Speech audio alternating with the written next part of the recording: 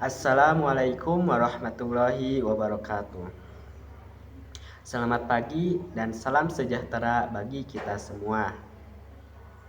Yang terhormat Bapak Supriyono SPD MPD sebagai pengampu mata kuliah Pendidikan Kewarganegaraan dan teman-teman sekalian yang saya banggakan. Sebelumnya, perkenalkan nama saya Ahmad Solihin dengan NIM 2312263 kelas 2A dari Pendidikan Teknik Mesin. Dalam video ini, saya akan mempresentasikan Konstitusi Negara Indonesia. Konstitusi merupakan dokumen fundamental yang menetapkan struktur, fungsi, dan prinsip dasar suatu negara, yang dimana di Indonesia sejarah konstitusi telah menjadi bagian integral dari perjalanan politik dan sosialnya. Yang selanjutnya yaitu konsep konstitusi negara Indonesia. Yang pertama yaitu pembagian kekuasaan.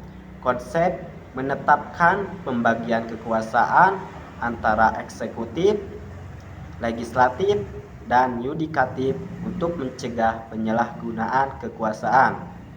Yang kedua yaitu perlindungan hak asasi manusia.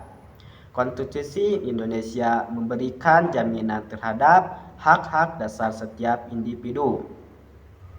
Yang ketiga yaitu sistem pemerintahan.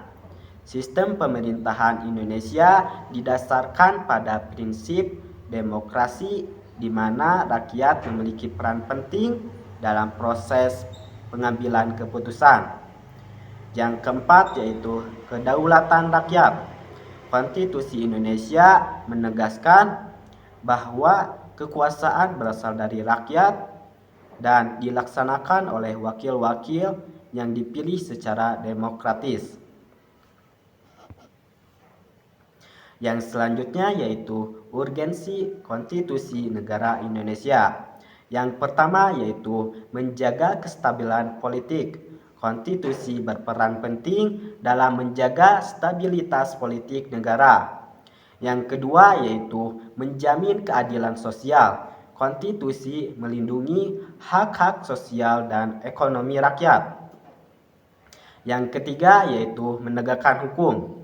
Konstitusi memberikan dasar hukum yang kuat untuk menegakkan keadilan dan kepastian hukum.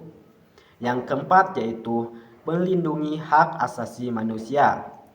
Konstitusi menjamin perlindungan terhadap hak asasi manusia yang mendasar.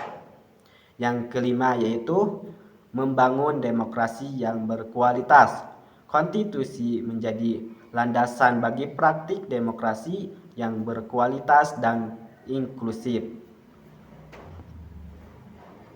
Yang selanjutnya yaitu implementasi konstitusi di Indonesia.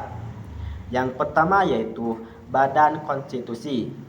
Badan atau lembaga yang bertanggung jawab atas interpretasi dan penegakan konstitusi. Yang kedua yaitu Pengadilan Konstitusi, lembaga yang memiliki wewenang untuk menguji undang-undang terhadap konstitusi. Yang ketiga yaitu peran masyarakat dalam menegakkan konstitusi. Peran aktif masyarakat dalam memastikan implementasi dan pematuhan terhadap konstitusi.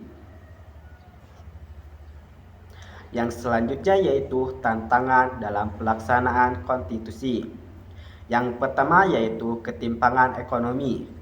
Tantangan terkait kesenjangan ekonomi yang dapat mengancam prinsip keadilan sosial dalam konstitusi.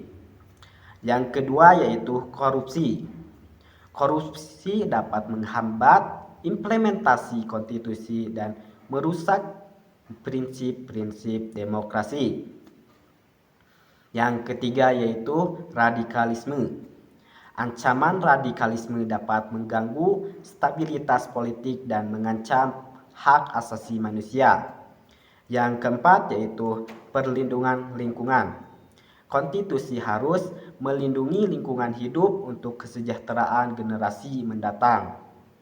Yang kelima yaitu kesenjangan sosial. Tantangan terkait kesenjangan sosial memerlukan langkah-langkah konstitusional untuk memperbaiki distribusi kekayaan dan kesempatan.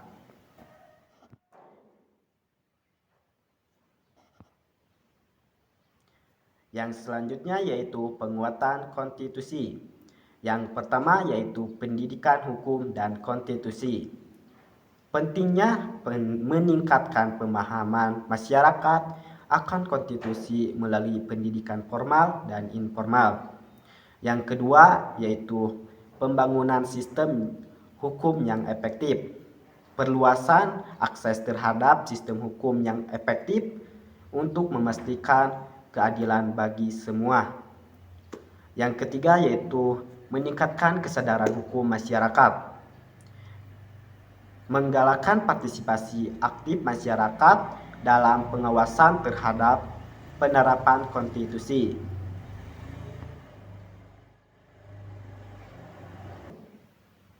Kesimpulannya yaitu Konstitusi Negara Indonesia bukan hanya sekedar dokumen hukum, tetapi juga menjadi landasan moral dan filosofis bagi bangsa. Pemahaman dan implementasi yang baik terhadap konstitusi sangat penting untuk menjaga kestabilan, keadilan, dan dalam masyarakat.